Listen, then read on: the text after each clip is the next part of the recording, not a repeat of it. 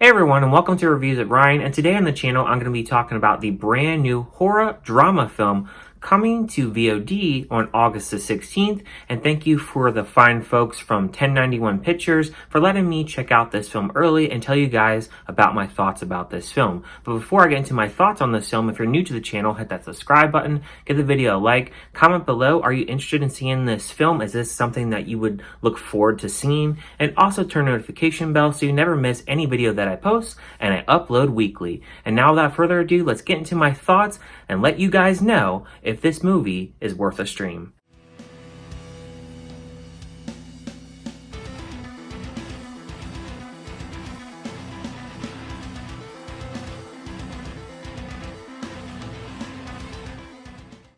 When I Consume You is directed by Perry Blackshear, which he has done two other films, one called They Look Like People and one called The Siren. And When I Consume You is the story about a woman and her brother seeking revenge against a mysterious stalker.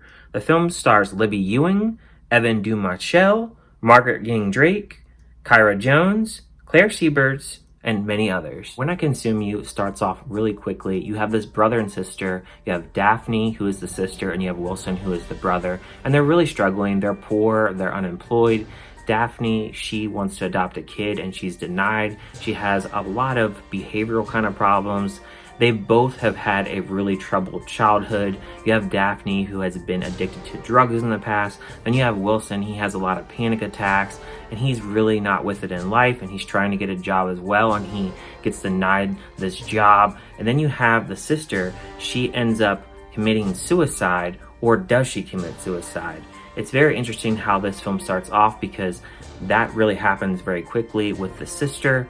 And when that happens, you have this brother that sees this guy running down the actual apartment stairwell, and he goes and chases him, and he thinks that this guy has killed his sister. And it really turns into kind of a mystery kind of film filled with horror and demons and lots of drama as well. So positives that I had for this film is I do like the mix of genres here. You have drama with the brother and sister here.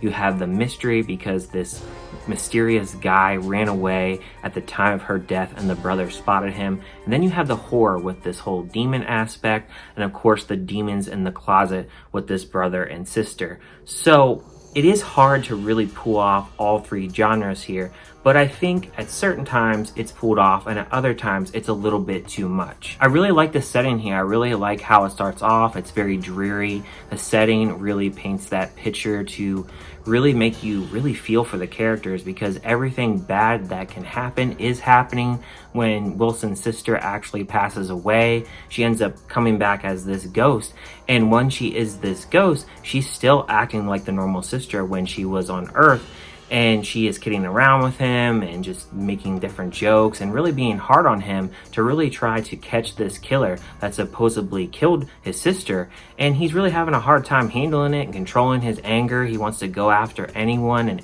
anybody that he can to get his revenge. There's also this representation of this demon, and he ends up being in their closet, and he's this shadowy figure with yellow eyes, and he really represents a lot of the brother and sister's problems, like alcohol abuse and drug abuse and mental abuse that they've had throughout their life. And he really follows them around throughout their whole life cycle, and they really can't shake this demon. So he's really playing a big part throughout this film, while also having this whole mystery aspect of trying to find this whole stalker killer as well. And I really liked how those different things kind of intermingled, and just kind of, it found a way to really work here. But at certain times and certain points in the movie, I was a little bit taken out by this movie, because there are certain scenes where it goes back in time, and I feel like it wasn't really needed. And there are times where it doesn't really necessarily go off the rails, but I was a little bit bored at certain points. I think for the most part, a lot of the genres that are mixed in here, it works for the most part, but I just think there are times where it doesn't really work. And then there are times in this film where the camera work is not really the best.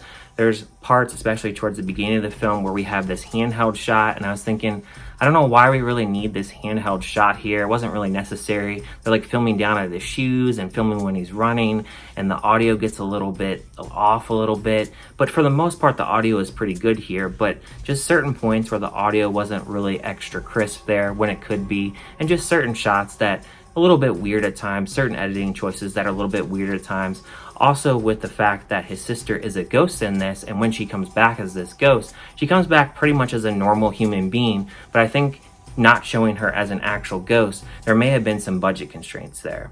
I can also see that this film would probably be a little bit divisive amongst audiences because a lot of these different mix of genres and a lot of things are really happening at once. It can be a little bit confusing to keep up, especially with flashbacks and flash forwards. It can be a little bit hard to really keep up with everything going on in the story. And when you get into that last act, it gets pretty dark. It definitely gets really dark and turns a really dark corner.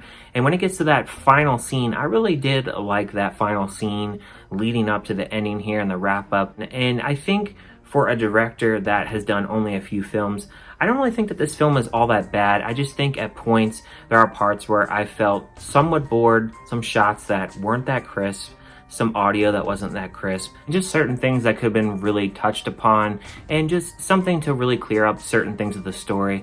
I think also at times with the fact that this film really starts off really fast and the sister dies really quickly, we don't get a lot of build up with the brother and sister, so we don't really know them as characters. So we have to really get to know them as characters as the film is going along, while also trying to catch this mysterious killer, so to speak, while also having this demon that is in the background with all their different problems. So it's a lot going on at once, so I can see where this film would be kind of mixed, because there is a lot going on and there could be a little bit more development at certain points.